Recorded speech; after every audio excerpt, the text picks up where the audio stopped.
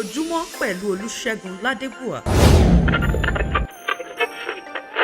Episteli ti Pọ́ọ̀lù àpòstélì sí àwọn ará Éfésù orí kejì. Àti kò lè mú àwọn méjèèjì bá Ọlọ́run Olódùmarè làjà nínú ara kan ṣoṣo nípa àgbélébù. Ó dẹ̀ ti pa Ṣọ̀tánẹ́kù nípa rẹ̀. Ó dẹ̀ ti wàásù àlàáfíà rànmẹ́ rè jẹ́nà rere. Àti rí ọ̀wọ́n rè súnmọ́ tòsí. Túdà ọ̀fọ̀ nípa rẹ̀ rí ara méjèèjì. Ìnẹ́ ọ̀nà nípa ẹ̀mí ọkàn ṣoṣo sọ́dọ̀ bàbá. Túdà náà ẹ̀mẹ́m ṣàjòjì àtàtìpó wọn. Ṣùgbọ́n àjùmọ̀jẹ́ olóòótọ́ tó ń tọ́ wọn ènìyàn mímọ́ àti ọmọ ará ilé Ọlọ́run Olódùmarè. Àdẹ̀ǹgbé mẹ́rọ̀dọ̀ lórú ìpìlẹ̀ àwọn apòstélì àti àwọn wòlíì. Jésù Kristi Olódùmarè ẹni tí ká rẹ̀ jẹ́ pàtàkì. Ògbò ugunlé nínú ọ̀nìrí èdè ulé náà rámkọlù ń dàgbàsókè ní tẹ́ḿpìlì mímọ́ nínú Ọlọ́run Olódùmarè ẹni nínú ọ̀nìrà ń gbé mẹ́rọ̀dọ̀lù pẹ̀lú rí ibùjókòó Ọlọ́run nínú ẹ̀mí.